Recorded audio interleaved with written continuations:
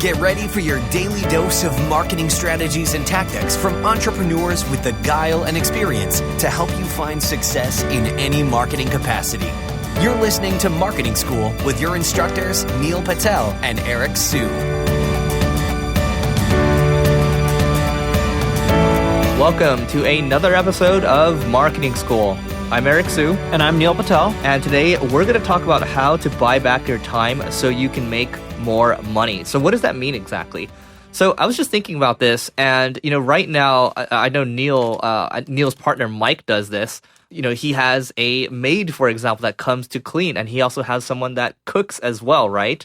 So, that sounds very, bougie. It's like, why would you, who do you think you are? You're hiring these people. Do you think like you're better than people? It's not that at all, right?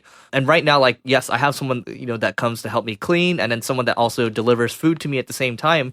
But it's like, at the end of the day, when you are, you think about what Neil's doing or what his partner's doing or what I'm doing, you are focusing on the things that will help you make $1,000 per hour or $10,000 per hour, right? These are the really high leverage things that you can be doing, whether it's meeting with a potential client or, it's meeting with people for a potential deal, like some other kind of deal, right? That's where your area of, that's where you can make the most impact. So you got to think about A, where your area of genius is, and B, kind of where you can make the most impact, right? Because you don't want to be doing tasks that are, $10 or $20 an hour. Like, yes, sure, you can go do it. You can learn to cook. You can do all these things. And maybe you should go learn some of these things. That's absolutely fine. But if you want the highest impact in your business or whatever you're doing exactly, you got to think about where you can buy back your time. Because here's the thing, right? Like, you can be saying like, oh yeah, okay, fine, you can go, you're doing well, you can go hire like a cleaner or a cook, but at the end of the day, like, you're buying back time too, right? All of you that are listening to this, you have probably used some kind of ride sharing service in the past, right? Whether it be Uber or Lyft or maybe some kind of taxi, that's buying back your time. Or when you go to a restaurant, you're buying back your time. And think about it. When you're hiring people to help you do other things, you're gaining leverage so you can do the max impact on whatever you want, make the most of what you want to do in the world. And Eric just mentioned it. It's so much easier to buy back your time these days than it was like 5-10 years ago. Uber, Postmates, Uber Eats, all these kind of apps really help you out. You can pay people to just help you with tasks. You don't have to hire full-time people. That's really inefficient and it's expensive. Buying back your time not only makes you more efficient, but these apps these days also save you money. If I bought a car, I would have to pay for maintenance, gas. I would have to pay for the car payments, insurance. It adds up. Like Eric has a Tesla. How much do you end up spending on it each month? $1,700. $1,700. I bet you it would actually be cheaper for you to use Uber full-time. Probably. And if you use Uber full-time, he could be working at the same time and making more money. Are you going to get rid of your Tesla now? Maybe. That's no. Anytime Eric says maybe, it's a no. But the point we're trying to make is focus on efficiencies. I don't ever want to own a car. I don't ever want to drive a car. I don't want to go and get my food. It's not that I'm bougie. It's not that I'm lazy. I'd rather focus on work. And sure, you may end up calling me a workaholic and I have nothing else better to do in life, but I love what I'm doing. And by being more productive and efficient with my time, it also makes me more money. There's an app that you can also use that will help you buy back your time. It's called RescueTime. It shows you where you're inefficient. Like, you could be browsing Facebook too often and you could be doing tasks, and it'll break them all down for you. And you'll see how many hours you're spending on this kind of stuff each week or each month or each day. And you can be like, oh, wow, this is an inefficient use of my time. I can pay someone on Upwork to do this for me, and then I can go specialize on closing more deals or managing my team or helping upsell clients, whatever it may be that'll end up helping you generate more income. Because the key in life isn't to just keep working and working. It's to spend your time on that, 20% that's really going to end up making 80% of your income. Yeah, so Pareto Principle, for those of you, feel free to Google it.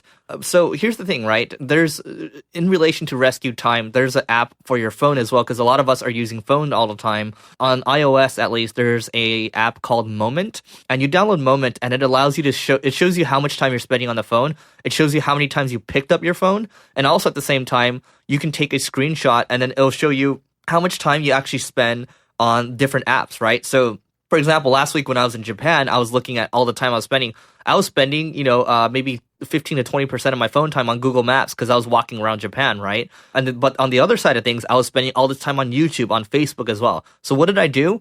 I went ahead and I deleted those apps, right? And so I learned how to optimize my time. So download Moment. download RescueTime so you can figure out how to optimize it. Neil and I aren't telling you to be robots, but we are telling you to figure out what you can pare down, right? And then also look at your life as well. What I like doing is a task prioritization chart. You can Google that as well. Look at, make a column, build out an Excel sheet, a Google sheet, whatever it is exactly.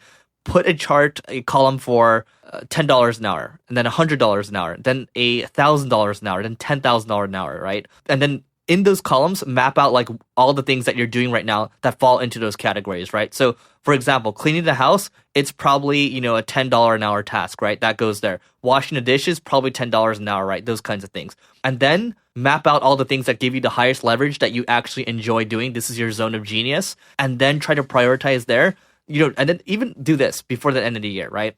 Because this is literally a couple of days before the end of the year. Look at what you want to be doing more of, right? Let's say, and then also look at what you're actually spending the time doing that right now. So let's say next year, I want to focus more time on creating content, right? And maybe only 10% of my time is spent towards creating content right now.